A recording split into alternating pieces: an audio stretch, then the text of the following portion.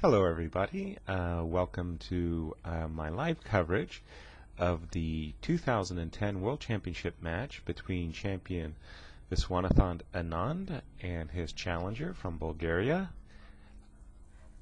Veselin Topalov. I'm getting a little feedback on my audio, so I'm going to turn down my system. Let me just check my mic here. That looks okay. Before I get started, could I just get a quick sound check? Is my audio working? For those of you who are able to hear me, I hope so anyway. If you could send back, audio is good, great. I had to turn down my system because sometimes I don't know exactly why this happens. I do get feedback, and it's very awkward, if not to say impossible, to do a broadcast where you're actually listening to an echo of your own voice. Anyway, problems aside, my system's A-OK, and let's go. So, in games 1, 2, 3, 4, everybody's played 1d4.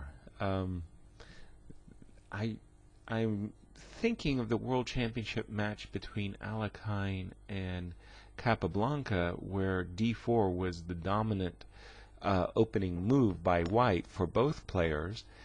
And just in modern times, it seems to still be a trend that d4 is dominating over 1e4. Anand, who basically his whole career has been a 1e2e4 player, switched to d4, gave up e4 for his match in Bonn with Kramnik, and only used pardon me, e4 when he needed to make a draw in the final game.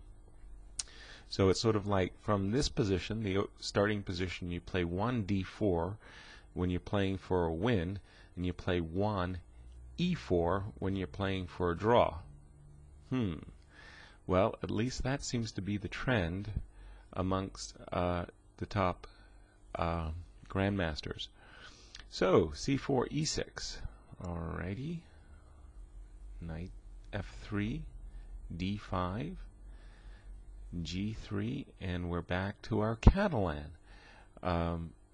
Obviously, in game 2, Anand bounced back with a win in the Catalan to tie the match. D takes c4, the open Catalan.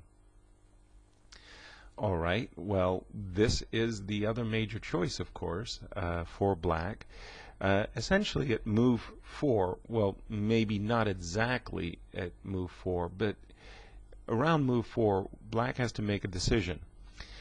Should he keep his pawn on d5 so that the long diagonal, specifically for this bishop on f1, remains closed? Or should he play, as he did in the game, d takes c4, the open Catalan, which does open up the long diagonal? It's a very important long-term decision, and before you get to the game, most players know what they're going to do, which is to play either an open or closed. My own preference is for a closed, and when you're playing the closed, I actually like to toss in this move bishop b4 check.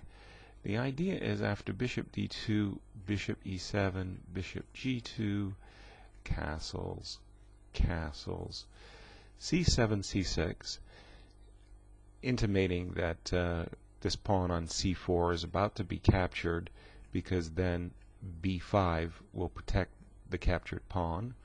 Queen c2, knight b d7, and it's actually kind of funny that this bishop on d2 is in some ways simply misplaced.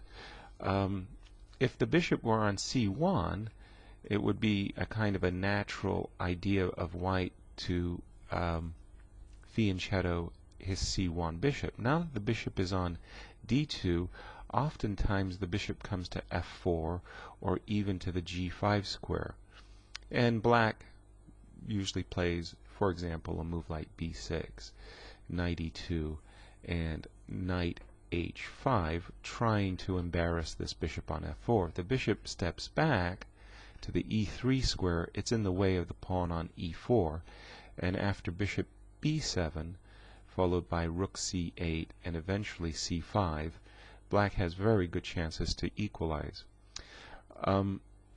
I believe it was a game between Garry Kasparov and Robert Hübner. Gary, as white, played e4, takes, allowing the doubling of his pawns in the center, takes.